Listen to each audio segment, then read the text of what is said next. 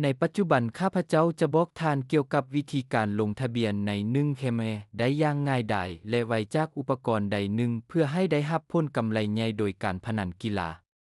เปิดตัวท่องเว็บในโทรศัพท์หรือคอมพิวเตอร์ของท่านพิมพ์1เคมในแท็บค้นหาและไปที่เว็บไซต์อยู่ที่นั้นท่านจะเข้าไปในเมนูหลักเลือกปุ่มลงทะเบียนข้าพเจ้าแนะนำให้ท่านเลือกทางเลือกอีเมลเพราะว่านี้แม่นการลงทะเบียนอย่างเต็มที่กับการปกป้องข้อมูลของท่านในที่นี้ท่านเลือกประเทศสกุลเงินภาคพื้นใส่ที่อยู่อีเมลของท่านชื่อนามสกุลและเบอร์โทรศัพท์สำหรับการปกป้องสร้างรหัสผ่านที่เข้มแข็งและใส่รหัสโปรโมชั่นย้อนซึ่งให้200%ให้กับเงินฝากของท่านและกดปุ่มลงทะเบียน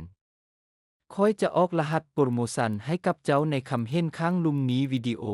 หลังจากนั้นตื้มเงินใส่บัญชีของท่านด้วยวิธีที่ง่ายและได้รับ200%ในเงินฝากครั้งทำอิฐของท่าน